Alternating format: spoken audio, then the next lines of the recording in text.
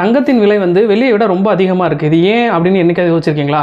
ரெண்டுக்கும் பெரிய வித்தியாசம்லாம் கிடையாது. ரெண்டுமே ஒரு விதமான மெட்டல் தான். தங்கம் வந்து பூமியில் அரிதாக கிடைக்கக்கூடிய ஒரு மெட்டல். அது இல்லாமல் அதை சுரங்கத்திலேருந்து வெட்டி எடுக்கிறது ரொம்ப கஷ்டமான விஷயம். ஆனால் வெள்ளி அப்படி இல்லை, ரொம்ப ஈஸியாக கிடைக்கக்கூடியது.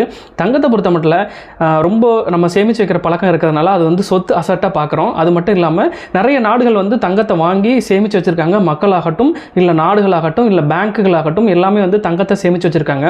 ஆனால் வெள்ளியை பொறுத்த மட்டும் அது வந்து ஒரு இண்டஸ்ட்ரியலுக்கு யூஸ் பண்ணுற ஒரு பொருளாக தான் பார்க்கப்படுது. அது வந்து ஒரு அசட்டாக யாருமே பெருசாக வந்து அதை யூஸ் பண்ணிக்கிறது இல்லை. அதே மாதிரி தங்கத்தை நீங்கள் 1 கிராம் தங்கத்துக்கு ஈக்குவலாக நீங்கள் ஆயிரக்கணக்கான கிராம்கள் வந்து நீங்கள் ஒரு காலத்தில் வாங்கிட்டு இருந்தாங்க. அதனால் எப்போவுமே வந்து தங்கத்தை சேர்த்து வைக்கிறது ரொம்ப சுலபம், வெள்ளியை சேர்த்து வைக்கிறத காட்டியும் அப்படிங்கிறது. அது மட்டும் இல்லாமல் ஒரு பொருளாதார சூழ்நிலை, ஒரு வார், அந்த மாதிரியான ஒரு சூழ்நிலை வரும்பொழுது தங்கத்தில் முதலீடு செய்கிறது பாதுகாப்பானதாக இருக்குது.